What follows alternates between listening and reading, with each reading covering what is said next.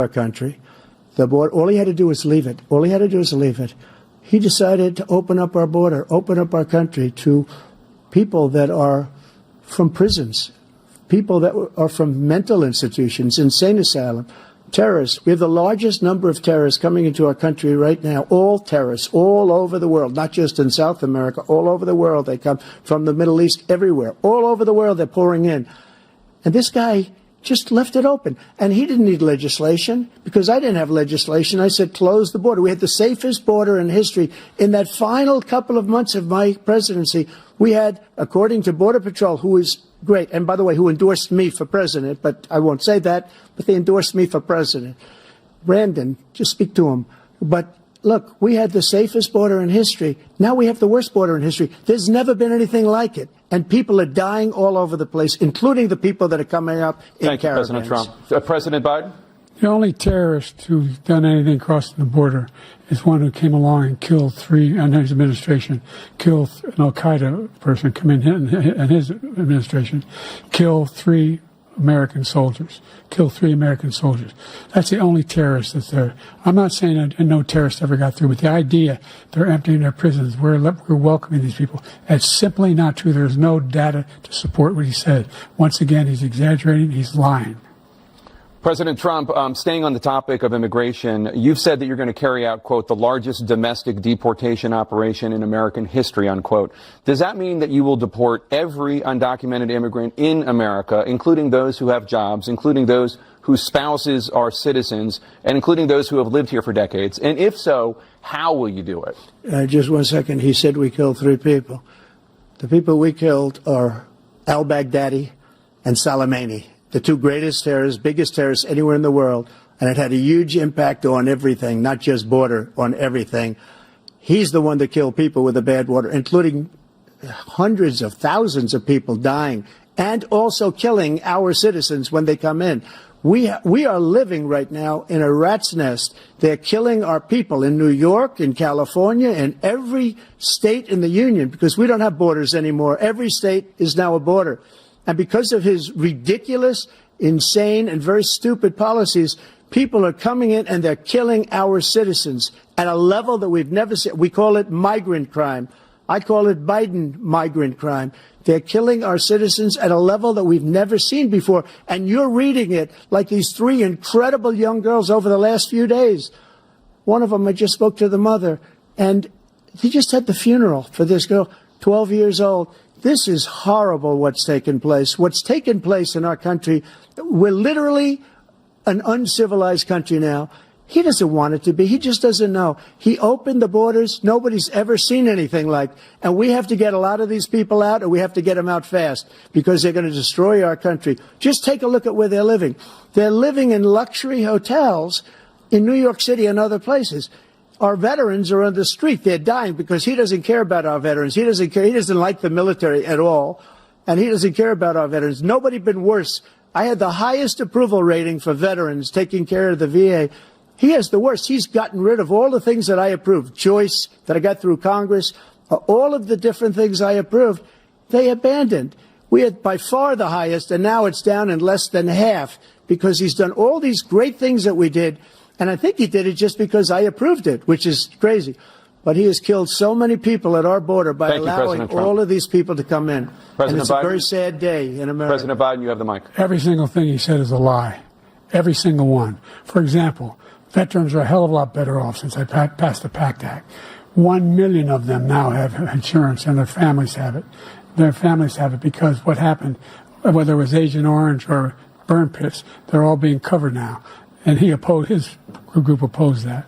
We're also in a situation where we have great respect for veterans. My son spent a year in Iraq, living right next to one of those burn pits, came back with stage 4 glioblastoma. I was recently in France for D-Day, and I spoke all about those heroes that died. I went to the World War II cemetery, World War I cemetery he refused to go to. He was standing with his 4-star general, and he told me, he said, I don't want to go in there because they're a bunch of losers and suckers. My son was not a loser, was not a sucker. You're the sucker. You're the loser. President Trump? First of all, that was a made-up quote, suckers and losers. They made it up. It was in a third-rate magazine that's failing, like many of these magazines.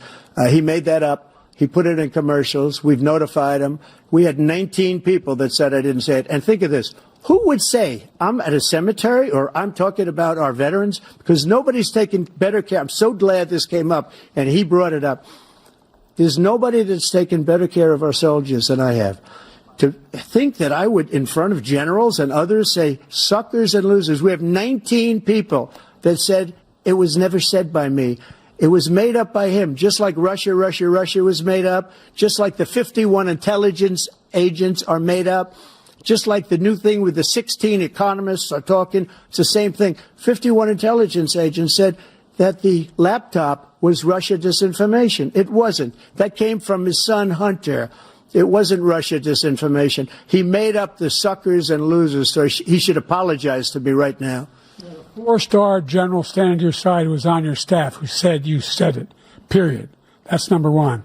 And number two, the idea that I have to apologize to you for anything along the line. We've done more for veterans than any president has in American history.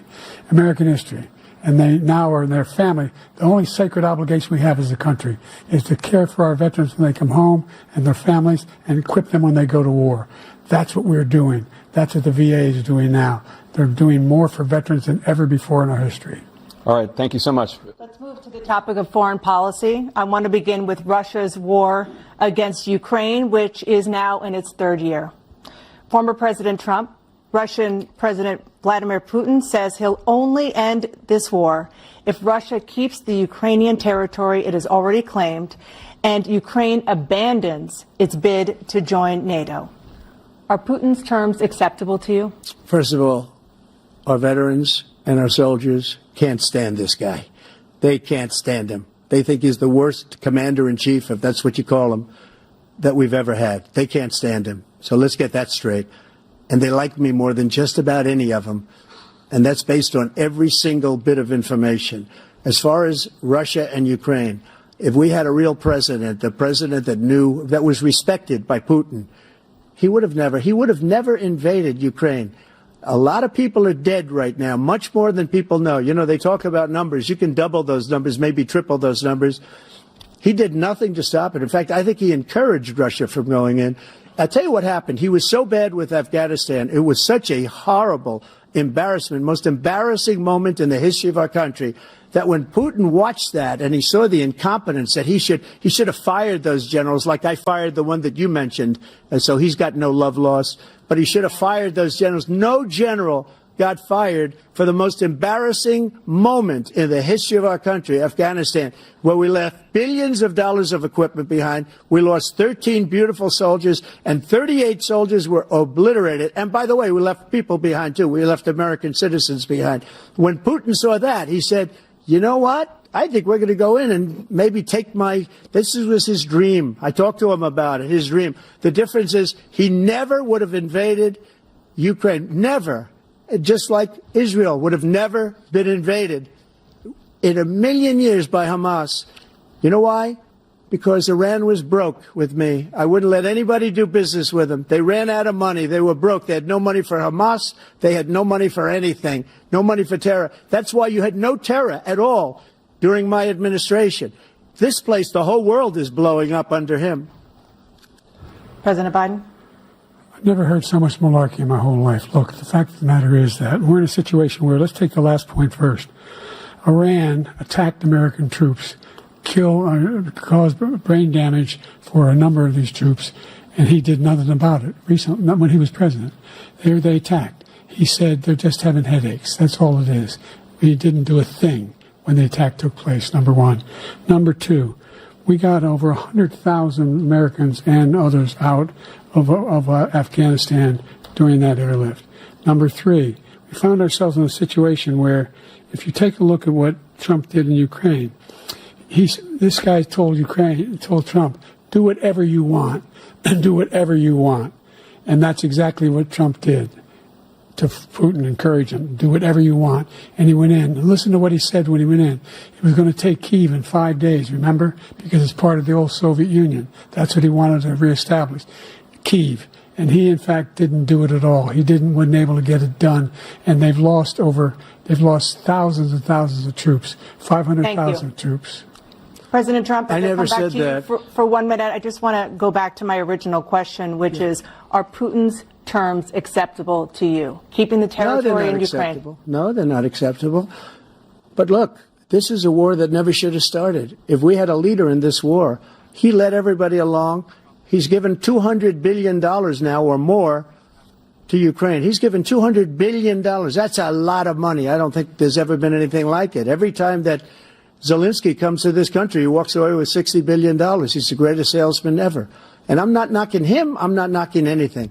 I'm only saying the money that we're spending on this war, and we shouldn't be spending, it should have never happened. I will have that war settled between Putin and Zelensky as president-elect before I take office on January 20th. I'll have that war settled.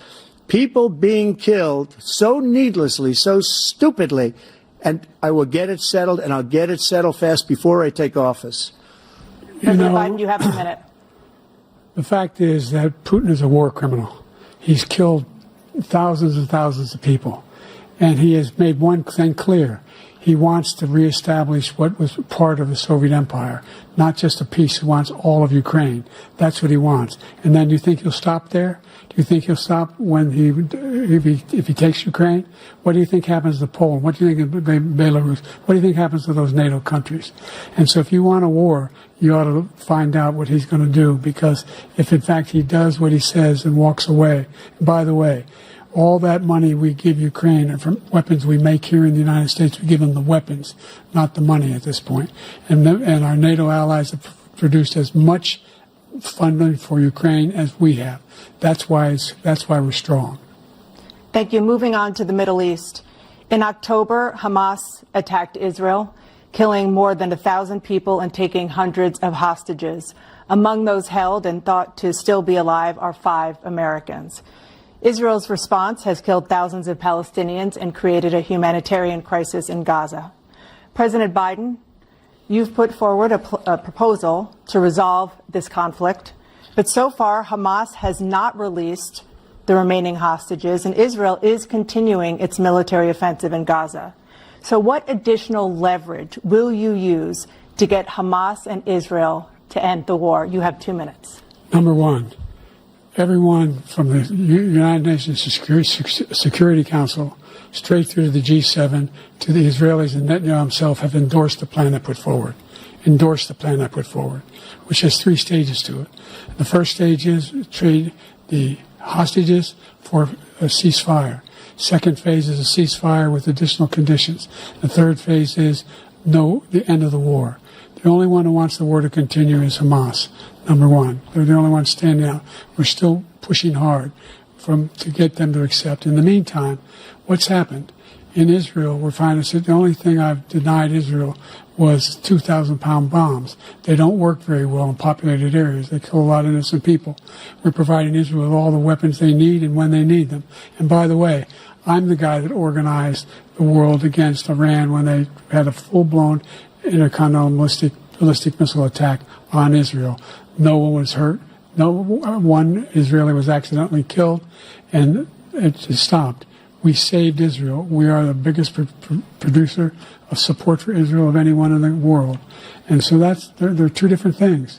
Hamas cannot be allowed to be continued. We continue to send our experts and our intelligence people as to how they can get Hamas like we did bin Laden. You don't have to do it. And by the way, they've been greatly weakened, Hamas, greatly weakened, and they should be. They should be eliminated. But you've got to be careful for using certain weapons among population centers. Just going back to Ukraine for 1 second. We have an ocean separating us. The European nations together have spent $100 billion, or maybe more than that, less than us. Why doesn't he call them and say, you got to put up your money like I did with NATO? I got them to put up hundreds of billions of dollars. The Secretary General of NATO said Trump did the most incredible job I've ever seen. They wouldn't have any. They were going out of business. We were spending almost 100% of the money was paid by us. He didn't do that. He's getting you got to ask these people to put up the money. We're over $100 billion more spent, and it has a bigger impact on them because of location, because we have an ocean in between. You got to ask them. As far as Israel and Hamas, Israel's the one that wants to go. He said the only one that wants to keep going is Hamas. Actually, Israel is the one, and you should let him go and let him finish the job. He doesn't want to do it. He's become like a Palestinian, but they don't like him because he's a very bad Palestinian. He's a weak one. President Biden, do you have a minute? I've never heard so much foolishness. This is a guy who wants to get out of NATO. You're going to stay in NATO? He's going to pull out of NATO.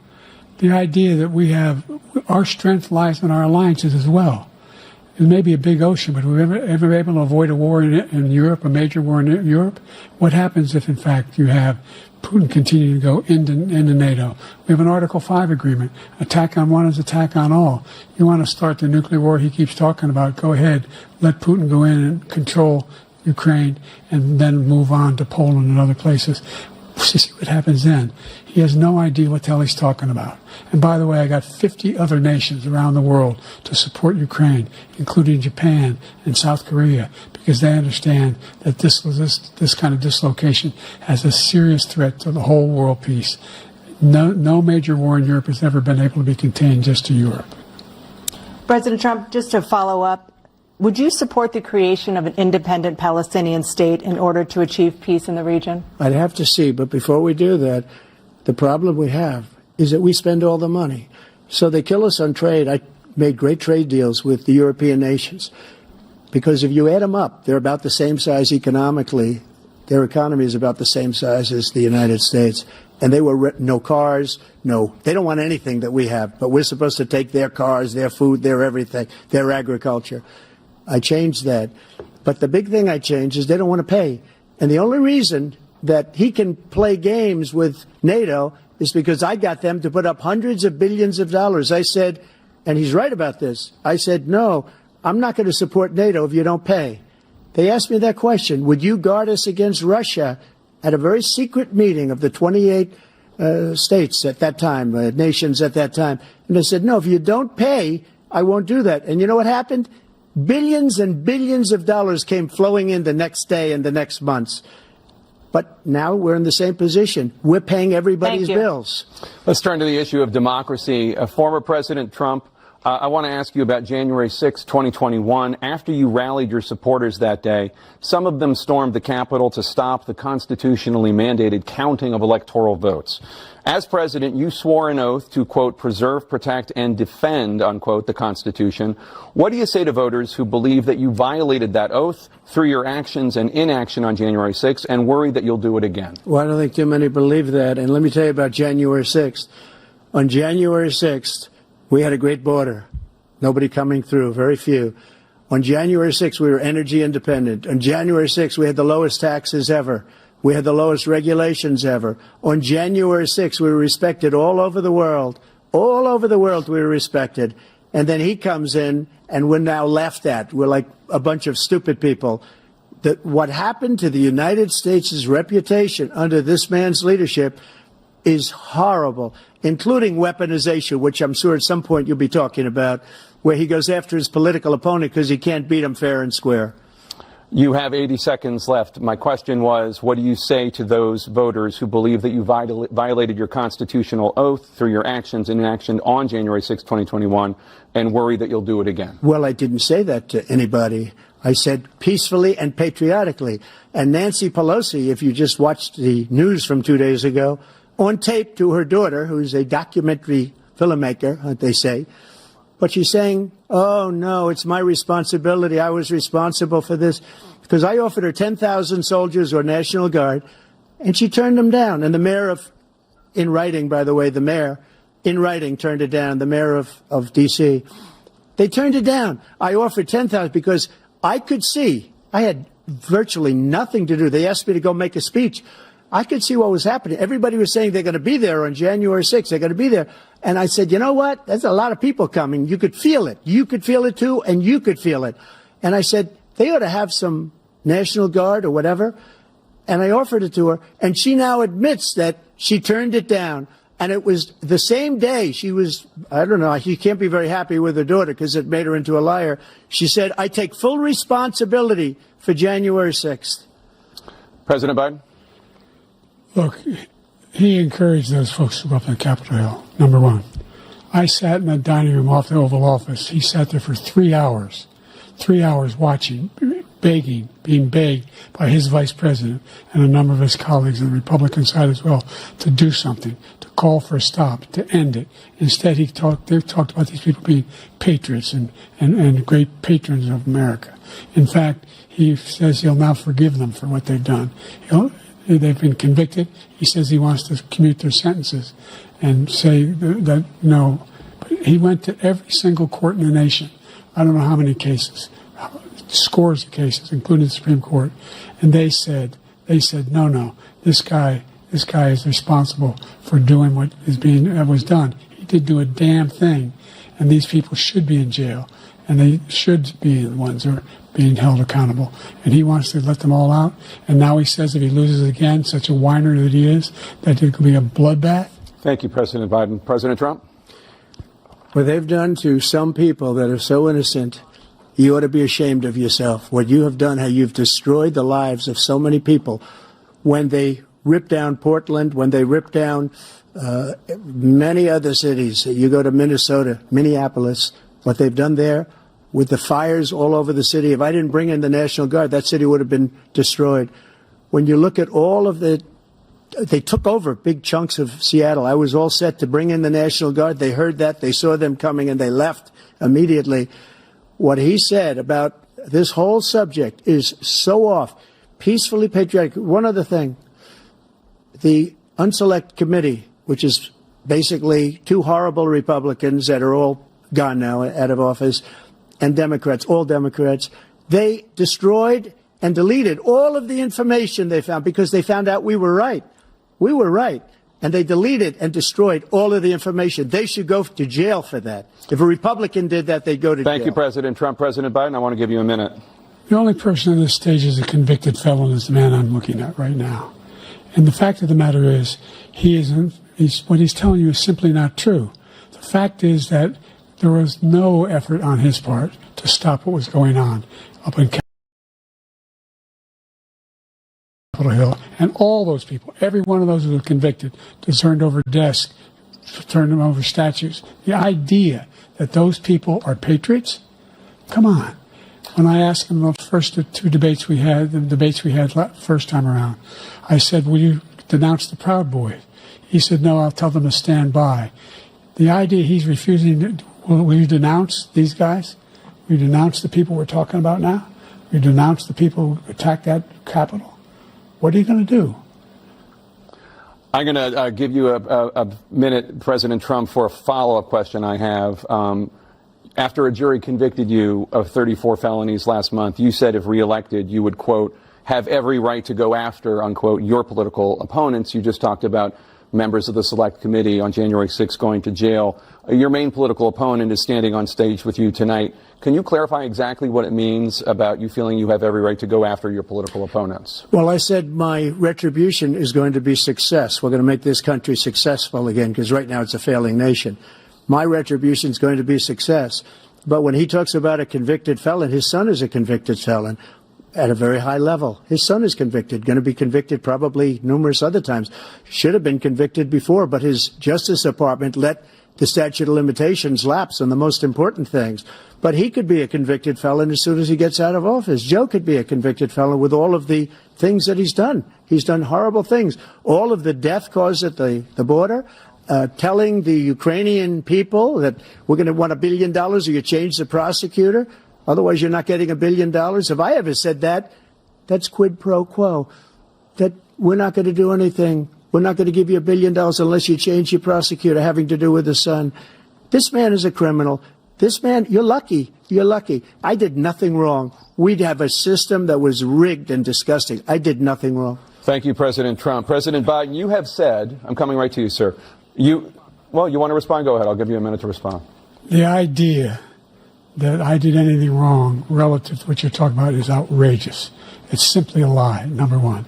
Number two, the idea that you have a right to seek retribution against any American just because you're president is wrong. It's simply wrong. No president's ever spoken like that before.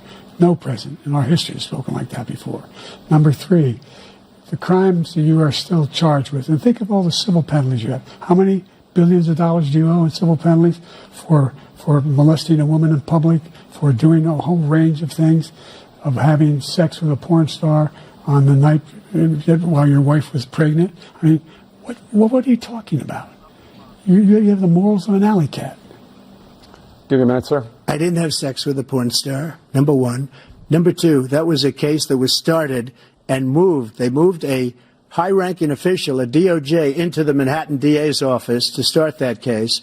That case is going to be appealed and won. We had a very terrible judge, a horrible judge, Democrat.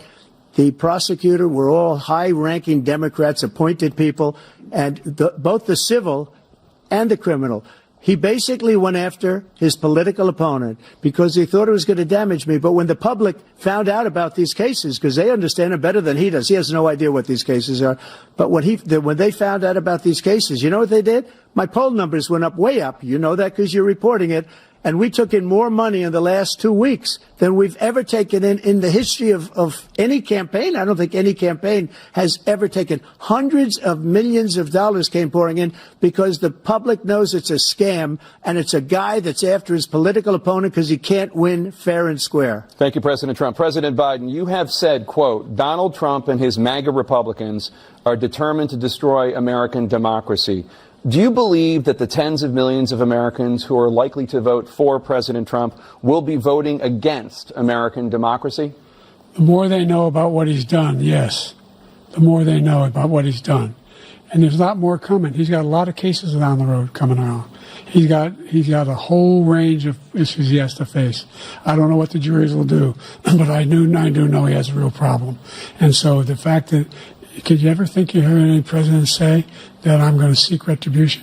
Do you ever hear any president say that I thought Hitler had some good ideas? What got me involved to run in the first place after my son had died, I decided in Iraq, because of Iraq, I said I wasn't going to run again until I saw what happened in Charlottesville, Virginia.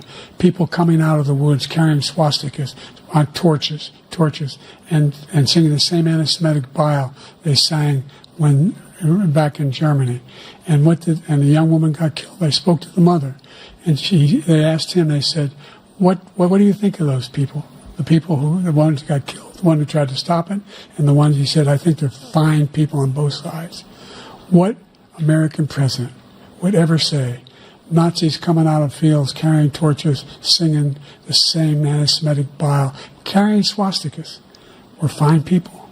And this is a guy who says Hitler's done some good things. I'd like to know what they are. The good things Hitler's done, that's what he said. This guy has no sense of American democracy. President Trump. Jake, both of you know that sir has been totally wiped out because when you see the sentence, it said 100% exoneration on this. So he just keeps it going. He says he ran because of Charlottesville. He didn't run because of Charlottesville. He ran because it was his last chance. He's not equipped to be president. You know it, and I know it. It's ridiculous. We have a debate. We're trying to justify his presidency. His presidency, he's without question the worst president, the worst presidency in the history of our country.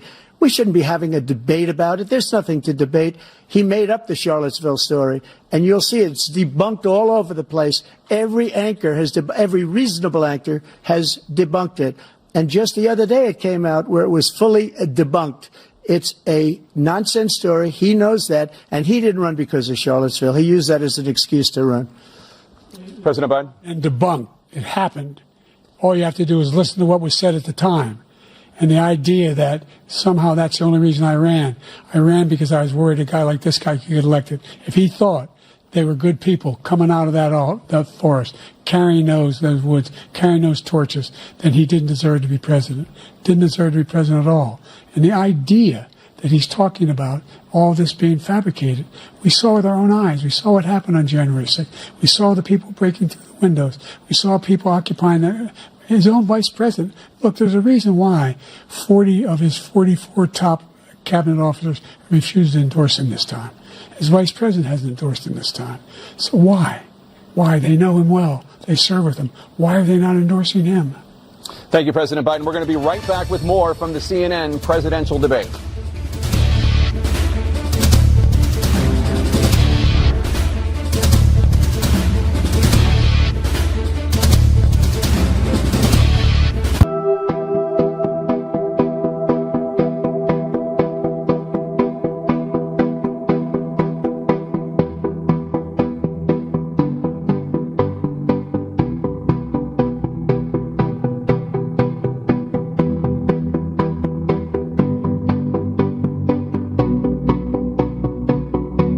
ang CDO Ulam Burger ay made with 100% pure beef. Real fun, real flames, real flavors. Craving something real? We serve it. Burger King, serving realness. Order now.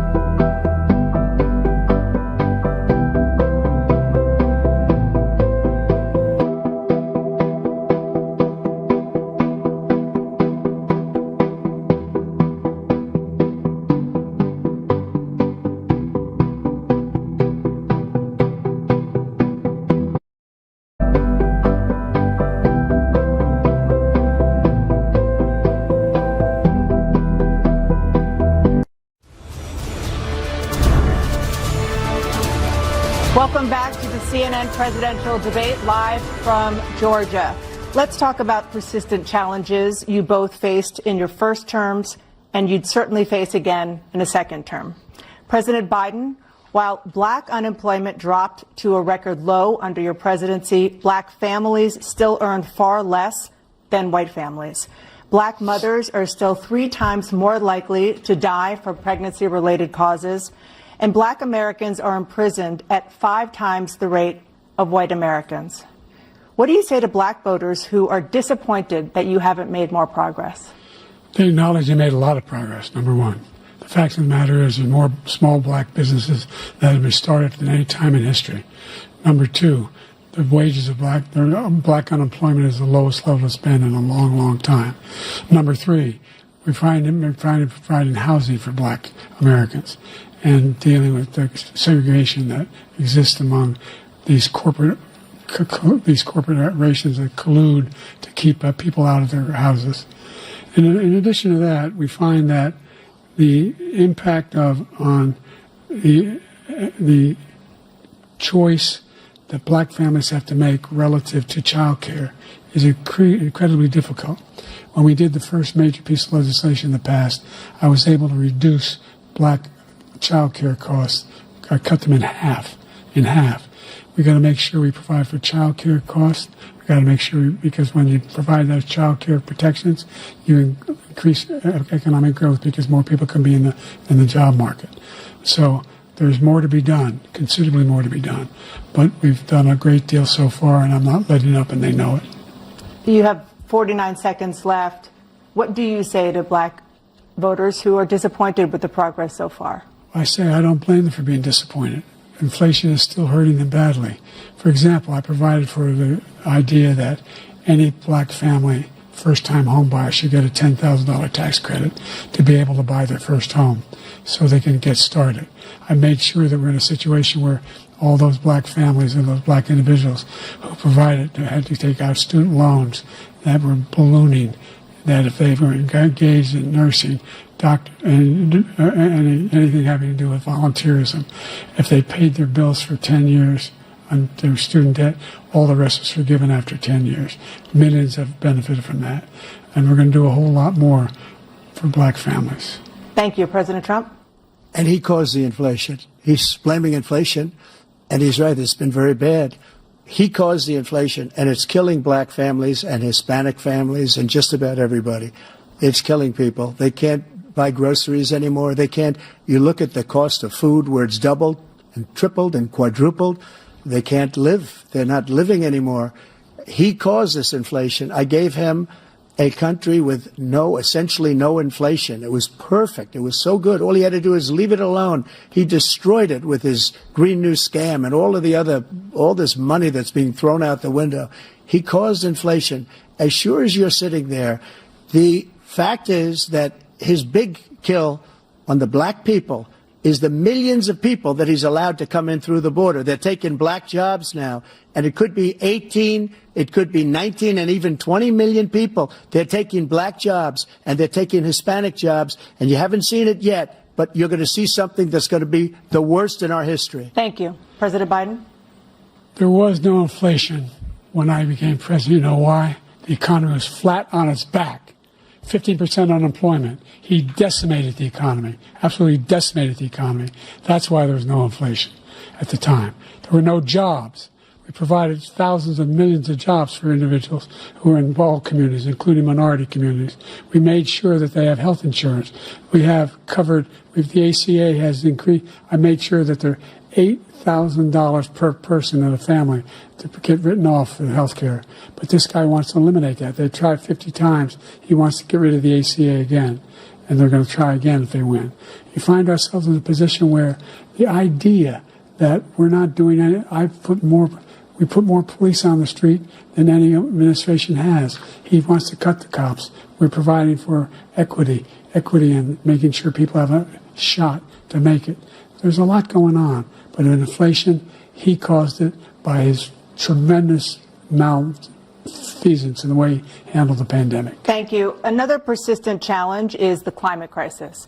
2023 was the hottest year in recorded history, and communities across the country are confronting the devastating effects of extreme heat, intensifying wildfires, stronger hurricanes, and rising sea levels. Former President Trump, you've vowed to end your opponent's climate initiatives, but will you take any action as president to slow the climate crisis? Well, let me just go back to what he said about the police, how close the police are to him. Almost every police group in the nation from every state is supporting Donald J. Trump. Almost every police group.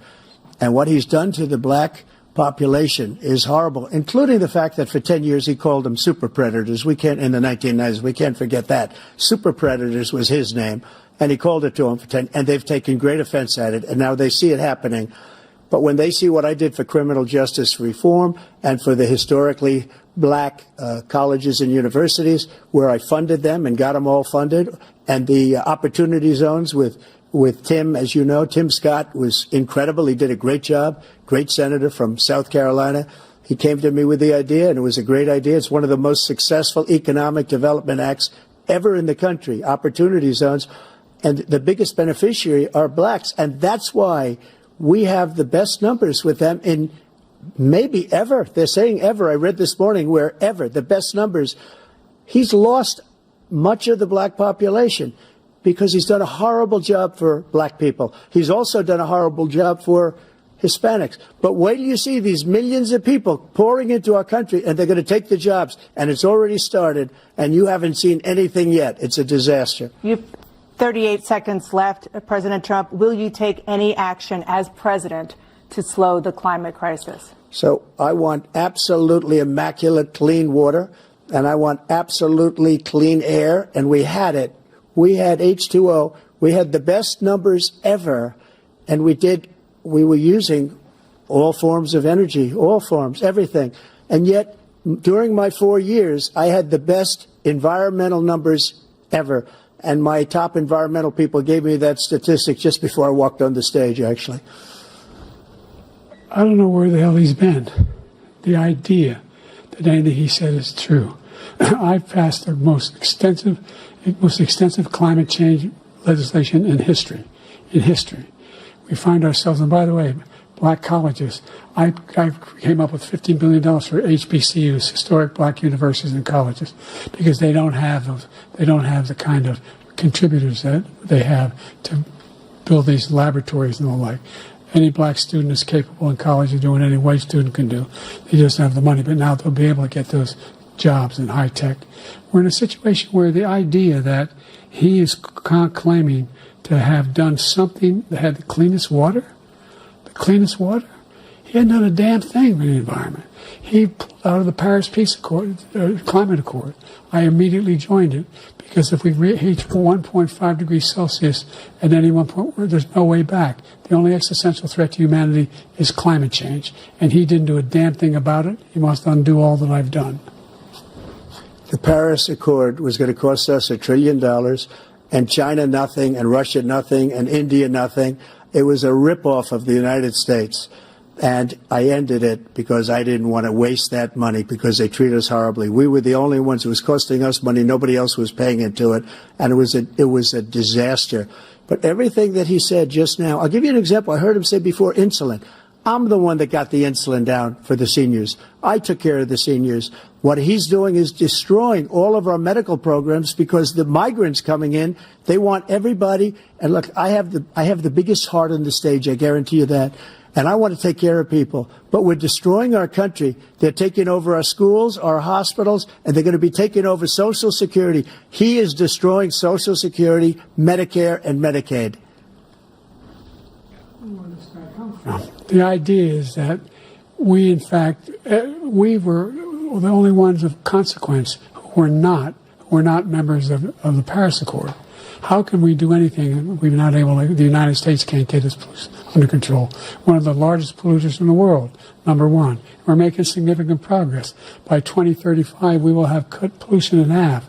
We have made significant progress, and we're continuing to make progress. We set up a climate corps for thousands of young people will learn how to deal with climate, just like the Peace Corps, and we're moving in directions that are going to significantly change the elements of cause of pollution. But the idea that he claims that he has the biggest heart up here and he's really concerned about pollution and about climate, I've not seen any indication of that. And by the way, with regard to prescription drugs, one company agreed that they would reduce the price to $35, which I was calling for, one, voluntarily. I made sure every company in the world, every pharmaceutical company, cannot have to pay. Thank you. And by the way, so every day, millions of Americans struggle just to make ends meet. For many older Americans, Social Security provides a critical lifeline. President Biden, if nothing is done to Social Security, seniors will see their benefits cut in just over 10 years. Will you name tonight one specific step that you're willing to take to keep Social Security solvent? yes, make the very wealthy begin to pay their fair share. Right now, everybody making under $170,000 pays 6% of their income, of their paycheck, every single time they get a paycheck, from the time the first one they get when they're 18 years old. The idea that they're going to, I'm proposing that everybody, the millionaires pay 1%. So no one I would not raise the cost of Social Security for anybody under $400,000. After that, I began to make the wealthy begin to pay their fair share by increasing from 1% beyond to be able to guarantee the program for life. So you still have 82 seconds left. Are there any other measures that you think that would be able to help keep Social Security solvent, or is that one enough? Well, no, that one enough will keep it solvent. But the biggest thing I'll do if we defeat this man, because he wants to get rid of Social Security. He thinks there's plenty to cut in Social Security. He's wanted to cut Social Security and Medicare both times. And that's what, and if you look at the program put forward by the House Republican caucus that he, I believe, supports, is in fact want to cut it as well.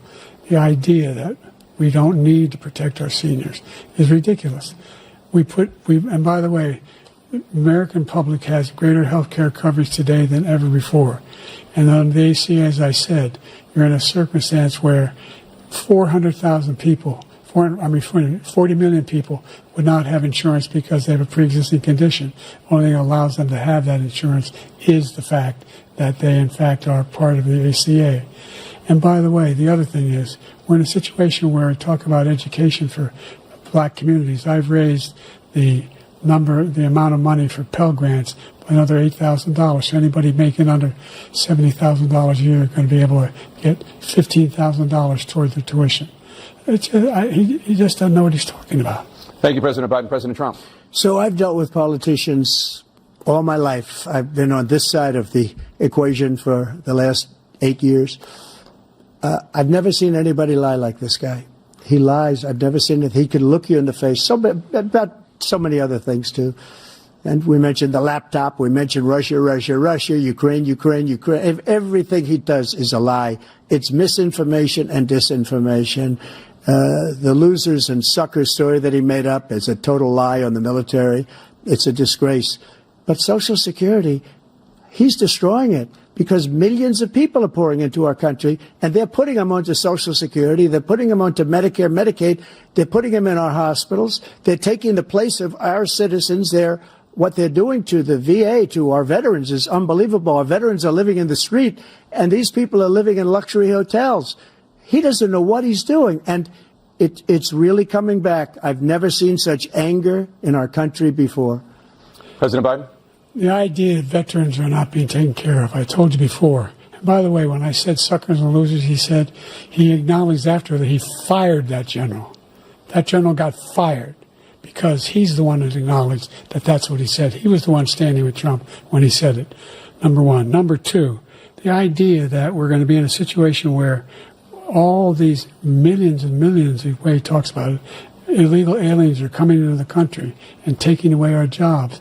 There's a reason why we have the fastest growing economy in the world, the reason why we have the most successful economy in the world. We're doing better than any other nation in the world. And by the way, those 15 Nobel laureates he talked about being phony, those 15 Nobel laureates, economists, they all said that if Trump is reelected, we're likely to have a recession, and inflation is going to increasingly go up. And by the way, worst president in history, 159 presidential scholars voted him the worst president in the history of the United States of America. President Biden, thank you so much. Let's turn to the cost of child care, which many American families struggle to afford. President Trump, both you and President Biden have tried to address this issue, but the average cost of child care in this country has risen to more than $11,000 a year per child. For many families, the cost of child care for 2 children is more than their rent. In your second term, what would you do to make child care more affordable? Just to go back, the general got fired because he was no good. And if he said that, that's why he made it up. But we have 19 people that said I didn't say it, and they're very highly respected, much more so than him. The other thing is, he doesn't fire people. He never fired people. I've never seen him fire anybody. I did fire a lot. I fired Comey because he was no good. I fired a lot of the top people at the FBI, drained the swamp. They were no good. Not easy to fire people. You'd pay a price for it, but they were no good. I inherited these people. I didn't put him there. I didn't put Comey there. He was no good. I fired him. This guy hasn't fired anybody. He never fires. He should have fired every military man that was involved with that the Afghanistan horror show, the most embarrassing moment in the history of our country. He didn't fire. Did you fire anybody? Did you fire anybody that's on the border that's allowed us to have the worst border in the history of the world? Did anybody get fired for allowing 18 million people, many from prisons, many from mental institutions? Did you fire anybody that allowed our country to be destroyed? Joe, our country is being destroyed as you and I sit up here and waste a lot of time on this debate. This shouldn't be a debate. He is the worst president. He just said about me because I said it. But look, He's the worst president in the history of our country. He's destroyed our country. Now all of a sudden he's trying to get a little tough on the border. He came out with a nothing deal, and it reduced it a little bit, like this much. It's insignificant. He wants open borders. He wants our country to either be destroyed or he wants to pick up those people as voters. And I don't think we just can't let it happen. If he wins this election, our country doesn't have a chance, not even a chance, of coming out of this rut. We probably won't have a country left anymore. That's how bad it is. He is the worst in history by far. Thank you, President Trump. President Biden? We're the most admired country in the world. We're the United States of America. There's nothing beyond our capacity. We have the finest military in the history of the world, the finest in the history of the world. No one thinks we're weak. No one wants to screw around with us. Nobody. Number one. Number two, the idea that we're talking about worst presidents. I wasn't joking. Look it up or go online. 159 or 58, don't hold me the exact number, presidential historians, they've had meetings and they voted who's the worst president in American history. One through best to worst. They said he was the worst in all of American history. That's a fact. That's not conjecture. He can argue they're wrong, but that's what they voted. The idea that he is doing anything to deal with child care, he did virtually nothing to child care. We should significantly increase the child care tax credit. We should significantly increase the availability of women and men or single parents to be able to go back to work. And we should encourage businesses to have. Thank you, President Biden. President Trump, the question was about what would you do to make child care more affordable, if you want to take your minute. Just so you understand, we have polling, we have other things that they rate him the worst because what he's done is so bad. And they rate me, I'll show you, I will show you, and they rate me one of the best, okay? And if I'm given another 4 years, I will be the best. I think I'll be the best. Nobody's ever created an economy like us. Nobody ever cut taxes like us.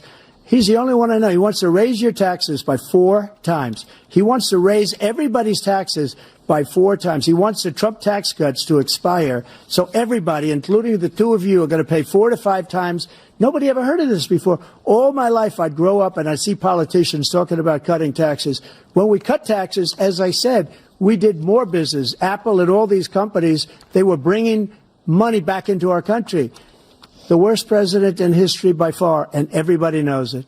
President Biden? Look, the fact of the matter is that he's dead wrong about, he's increased the tariff, he will increase the taxes on middle-class people. I said I'd never raise a tax on anybody making less than $400,000. I didn't. But this tariff is 10% tariffs. Everything coming into the country, you know what the economists say? That's going to cost the average American $2,500 a year more because they're going to have to pay the difference in food and all the things that we're importing. Number two, he's in a situation where he talks about how he has not raised, he somehow helped the middle class. Middle class have been devastated by you. Now you want a new tax cut of $5 trillion over the next 10 years, which is going to fundamentally bankrupt the country. You had the largest deficit of any president in American history, number one. Number two, you have not, in fact, made any contact, any progress with China. We are the lowest trade deficit with China since 2010. Thank you, President Biden. Thank you, President Biden. Let's discuss an epidemic impacting millions of Americans that both of you have made a top priority in your first term, the opioid crisis. And for both of you, the number of overdose deaths in this country has gone up. Under your term, it went up. Under your term, it has gone up. Former President Trump, despite the efforts that both of you have made, more than 100,000 Americans are dying from overdoses every year, primarily from fentanyl and other opioids. What will you do to help Americans right now in the throes of addiction who are struggling to get the treatment they need? To finish up, we now have the largest deficit in the history of our country under this guy. We have the largest deficit with China. He gets paid by China. He's a Manchurian candidate. He gets money from China. So I think he's afraid to deal with them or something. But do you notice he never took out my tariffs because we bring in so much money with the tariffs that I imposed on China. He never took them away. He can't because it's too much money. It's tremendous. And we saved our steel industries, and there was more to come, but he hasn't done that. But he hasn't cut the tariffs because he can't, because it's too much money. But he's got the largest deficit in the history of our country, and he's got the worst situation with China. China's going to own us if you keep allowing them to do what they're doing to us as a country. They are killing us as a country, Joe, and you can't let that happen. You're destroying our country.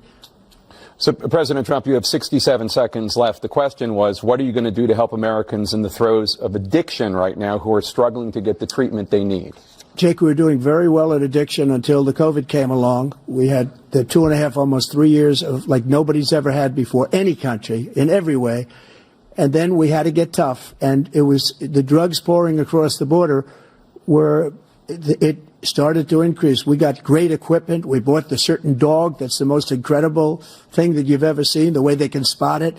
We did a lot, and we were getting very low numbers, very, very low numbers. Then he came along. The numbers, have you seen the numbers now? It's not only the 18 million people that I believe is even low, because the gotaways, they don't even talk about gotaways.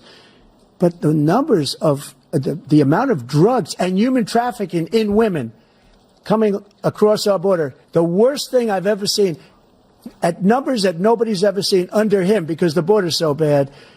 But the number of drugs coming across our border now is the largest we've ever had by far. President Trump, thank you. President Biden? Fentanyl and the byproducts of fentanyl went down for a while. And I wanted to make sure we use the machinery that can detect fentanyl, these big machines that roll over everything that comes across the border. And it costs a lot of money. That was part of this deal we put together, this bipartisan deal. More fentanyl machines, more be able to detect drugs, more numbers of agents, more numbers of all the people at the border. And when we had that deal done, he called his Republican colleagues and said, "Don't do it. It's going to hurt me politically." No, he never argued it's not a good bill. It's a really good bill. We need those machines. We need those machines. And we're coming down very hard in every country in Asia in terms of precursors for fentanyl. And Mexico is working with us to make sure they don't have the technology to be able to put it together. That's what we have to do. We need those machines. Thank you, President Biden. President Trump, and again, the question is about Americans in the throes of addiction right now struggling to get the treatment they need. Well, this does pertain to it. He ended Remain in Mexico. He ended catch and release. I made it catch and release in Mexico, not catch and release here. We had so many things that we had done, hard negotiations with Mexico, and I got it all for nothing. It's just like when you have a hostage. We always pay $6 billion for a hostage. Every time we say it's a hostage. Now we have a hostage, a Wall Street Journal reporter, I think a good guy, and he's over there because Putin is laughing at this guy, probably asking for billions of dollars for the reporter. I will have him out very quickly as soon as I take office. Before I take office, I said by literally as soon as I win the election, I will have that reporter out. He should have had him out a long time ago, but Putin's probably asking for billions and billions of dollars because this guy pays it every time. We had 2 cases where we paid $6 billion for 5 people. I got 58 people out, and I paid essentially nothing. Thank you, President Trump. Dana? Let's turn to concerns that voters have about each of you. President Biden, you would be 86 at the end of your second term. How do you address concerns about your capability to handle the toughest job in the world well into your 80s? Well, first of all, I spent half my career being criticized as being the youngest person in politics. I was the second youngest person ever elected to the United States Senate, and now I'm the oldest. This guy's 3 years younger and a lot less competent. I think that just look at the record. Look at what I've done. Look how I've turned around the horrible situation he left me. As I said, 15 million new jobs, 800,000 manufacturing jobs, more investment in America, over billions of dollars in private investment in enterprises that we are growing. By the way, we brought an awful lot of people. The whole idea of computer chips, we used to have 40% of the market. We invented those chips, and we lost it because he was sending people to find the cheapest jobs overseas and to bring home a product. So I went to South Korea. I convinced Samsung to invest billions of dollars here in the United States. And guess what? Those fabs, they call them, to build these chips, those fabs pay over $100,000. You don't need a college degree for them. And there's billions about $40 billion already being invested and being built right now in the United States, creating significant jobs for Americans from all over the world. President Biden, you have 40 seconds left. Would you like to add anything? Yeah, I would. The idea that somehow we are this failing country. I never heard a president talk like this before. We're the envy of the world. Name me a single major country president who wouldn't trade places with the United States of America for all our problems and all our opportunities. We're the most progressive country in the world in getting things done. We're the strongest country in the world. We're a country in the world who keeps our word, and everybody trusts us. All of our allies and those who he cuddles up to, from Kim Jong-un, who he sends love letters to, and Putin, etc. They don't want to screw around with us. Thank you. Former President Trump, to follow up, you would be 82 at the end of your second term. What do you say to voters who have concerns about your capabilities to serve? Well, I took 2 tests, cognitive tests. I aced them, both of them, as you know. We made it public. He took none. I'd like to see him take one, just one, a real easy one. Like go through the first 5 questions. He couldn't do it. But I took 2 cognitive tests. I took physical exams every year. And, you know, we knock on wood wherever we may have wood, that I'm in very good health. I just won 2 club championships, not even senior, 2 regular club championships. To do that, you have to be quite smart, and you have to be able to hit the ball a long way. And I do it. He doesn't do it. He can't hit a ball 50 yards. He challenged me to a golf match. He can't hit a ball 50 yards. I think I'm in very good shape. I feel that I'm as in good a shape as I was 25, 30 years ago. Actually, I'm probably a little bit lighter, but I'm in as good a shape as I was years ago. I feel very good. I feel the same. But I was willing to take a cognitive test. And you know what? If I didn't do well, I aced them. Dr. Ronnie Jackson, who's a great guy when he was White House doctor. And then I took another one, a similar one. And one of them said they'd never seen anybody ace him. Thank you. President Biden? You can see he is 6'5" and only 223 pounds, or 235 pounds. You never said it was 6'4". Well, you said 6'4", 200. Well, anyway, that's what anyway, just take a look at what he says he is, and take a look at what he is. Look, I'd be happy to have a driving contest with him. I got my handicap, which when I was vice president, down to a 6. But by the way, I told you before, I'm happy to play golf if you carry your own bag. Think you can do it? That's the biggest lie, that he's a 6 handicap of all. I was an 8 handicap. Yeah. 8. Never. But I had, you know, I've seen you swing. I know you swing. Okay, let's not act like children. President Trump, we're going to 21 turn Let's not act like children. You to are a a child. specific concern that voters have about you. Will you pledge tonight that once all legal challenges have been exhausted, that you will accept the results of this election, regardless of who wins, and you will say right now that political violence in any form is unacceptable? Well, I shouldn't have to say that, but of course I believe that. It's totally unacceptable.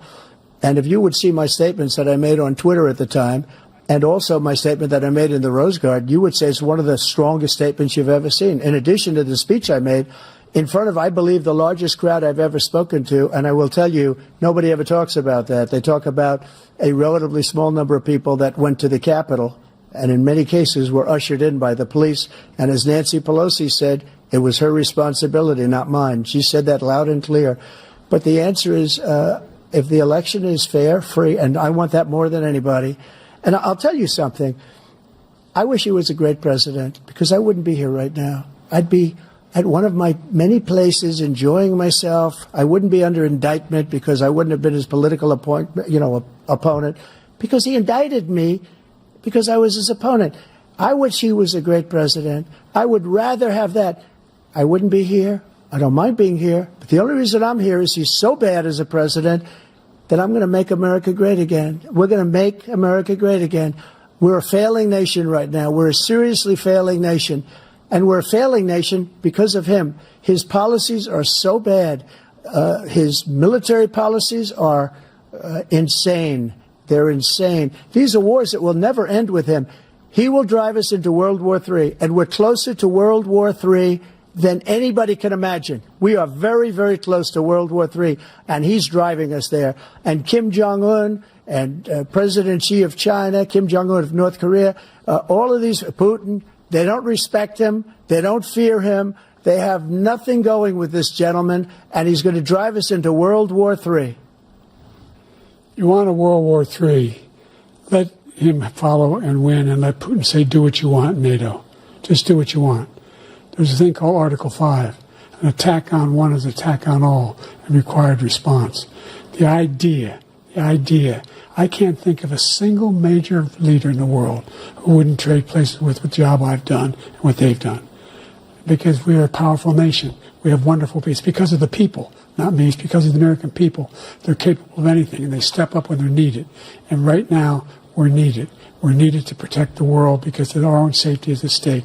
And again, you want to have a war, just let Putin go ahead and take Kyiv, make sure they move on, see what happens in Poland, Hungary, and other places along that border.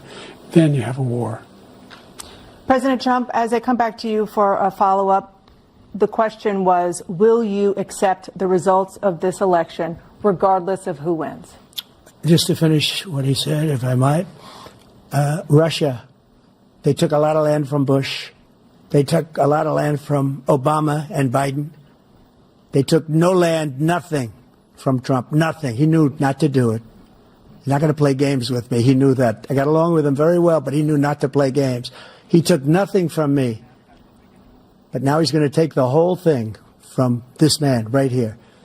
That's a war that should have never started. It would have never started ever with me. And he's going to take Ukraine. And, you know, you asked me a question before, would you do this? He's got us in such a bad position right now with Ukraine and Russia. Because Ukraine's not winning that war. He said, I will never settle until such time. They're running out of people. They're running out of soldiers. They've lost so many people. It's so sad. They've lost so many people, and they've lost those gorgeous cities with the golden domes that are 1,000 years old, all because of him and stupid decisions. Russia would have never attacked if I were President Trump, president. the question was, will you accept the results of the election, regardless of who wins? Yes or no, please. If it's a fair and legal and good election, absolutely. I would have much rather accepted these, but the fraud and everything else was ridiculous. And if you want, we'll have a news conference on it in a week, or we'll have another one of these in a week. But I will absolutely, there's nothing I'd rather do. It would be much easier for me to do that than I'm running again. I wasn't really going to run until I saw the horrible job he did. He's destroying our country. I would be very happy to be someplace else, in a nice location someplace. And again, no indictments, no political opponent stuff, because it's the only way he thinks he can win. But unfortunately, it's driven up my numbers and driven them up to a very high level because the people understand it. Well, let's see what your numbers are when this election is over. Let's see. You're a whiner. When you lost the first time, you continued, you appealed and appealed to courts all across the country. Not one single court in America said any of your claims had any merit, state or local, none. But you continue to provoke this lie about somehow there's all this misrepresentation, all this stealing. There is no evidence of that at all. And I tell you what, I doubt whether you'll accept it because you're such a whiner. The idea if you lose again, you accepting anything, you can't stand the loss. Something snapped in you when you lost the last time. We'll be right back with more from the CNN presidential debate, live from Georgia.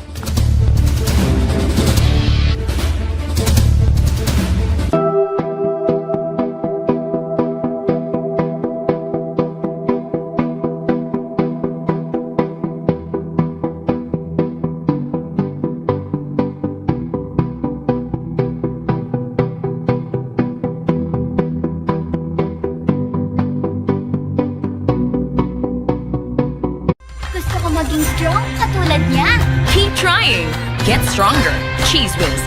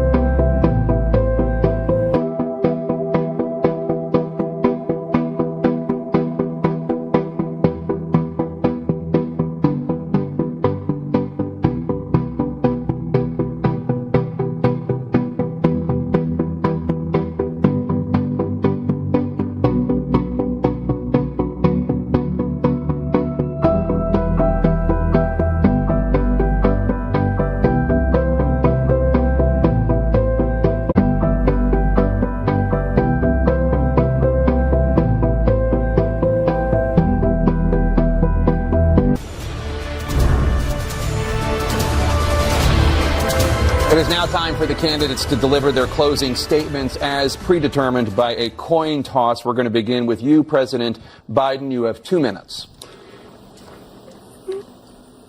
We've made significant progress from the debacle that was left by President Trump in his last term. We find ourselves in a situation where, number one, we have to make sure that we have a fair tax system. I ask anyone out there in the audience or anyone out watching this debate, do you think the tax system is fair? The fact is that I said nobody even making under $400,000 had a single penny increase in their taxes, and will not. And if I'm reelected, that'll be the case again. But this guy has increased your taxes because of the deficit. Number one, he's increased inflation because of the debacle he left after the way he handled the pandemic. And he finds himself in a position where he now wants to tax you more by putting a 10% tariff on everything that comes into the United States of America. What I did, when, for example, he wants to get rid of the ability of Medicare for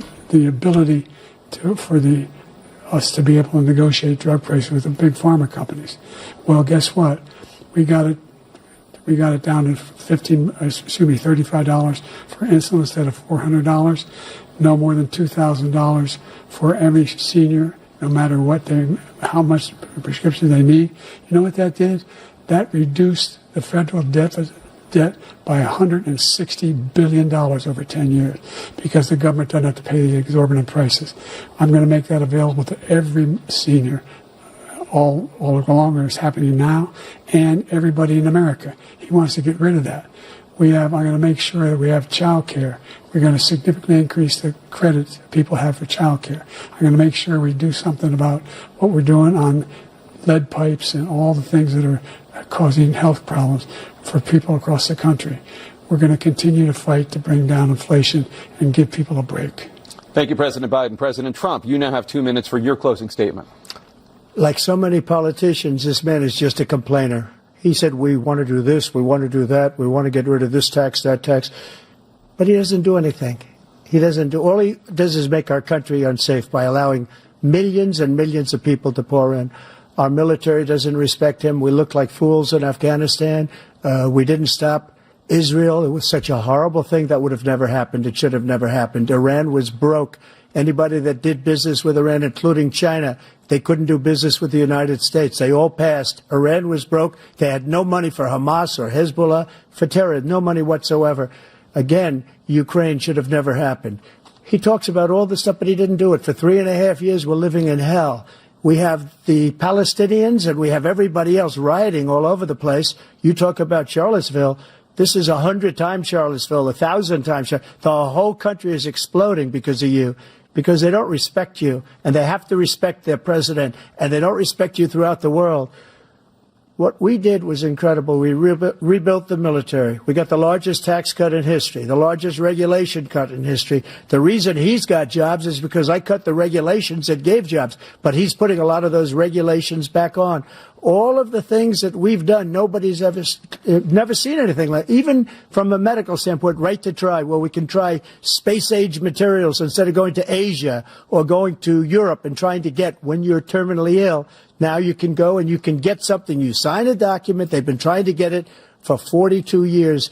But you know what we did for the military was incredible. Choice for our soldiers, where our soldiers, instead of waiting for 3 months to see a doctor, can go out and get themselves fixed up and readied up and take care of themselves, and they're living. And that's why I had the highest approval rating in the history of the VA.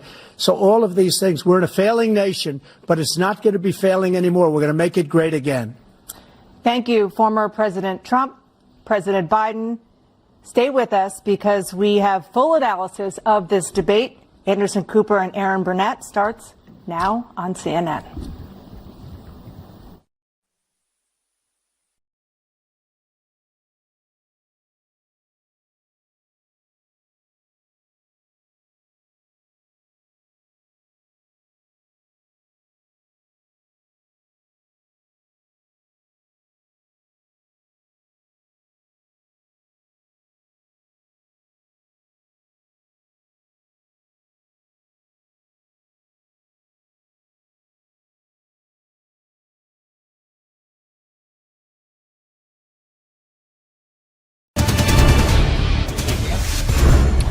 President and former president making their way off the CNN debate stage. Looks like Jill Biden, the First Lady, has come out. Former President Trump walking off the stage. The first debate of the 2024 campaign and the earliest presidential debate ever now in the books and in front of the voters. Tonight, along with Aaron Burnett, the first word on what those voters might make of it from our political professionals, from our CNN Flash Poll and Swing State Focus Group. We'll be talking to surrogates, including Vice President Harris, getting fact checks from our Daniel Dale and new reporting from inside both campaigns. With me here, CNN political commentator Scott Jennings, Kate Bedingfield, David Urban, Van Jones, Alyssa Farr Griffin, and Newsnight anchor Abby Phillip and David Axelrod, and CNN Chief National Correspondent John King. John, let me start with you. Your thoughts. Anderson, this was a game-changing debate in the sense that right now, as we speak, there is a deep, a wide, and a very aggressive panic in the Democratic Party. It started minutes into the debate, and it continues right now. It involves party strategists, it involves elected officials, it involves fundraisers. And they're having conversations about the president's performance, which they think was dismal, which they think will hurt other people down the party in the ticket. And they're having conversations about what they should do about it. Some of those conversations include, should we go to the White House and ask the president to step aside? Other of the conversations are about, should prominent Democrats go public with that call? Because they feel this debate was so terrible. They do say in moments in the debate later, the president got better and got his footing, but then at the end, even his closing statement was a little halting. The contrast between the two candidates. Let me be clear. None of them, and a lot of Republicans, don't think Donald Trump had a great night. Donald Trump broke the fact-check machine more than I can count tonight. That will be on the record as we go forward. He refused to answer some very specific and direct questions about his conduct, about January 6th and what all. So that will be dealt with out there. And sometimes there's a parallel universe between the political elites and the American people. It'd be nice to see what the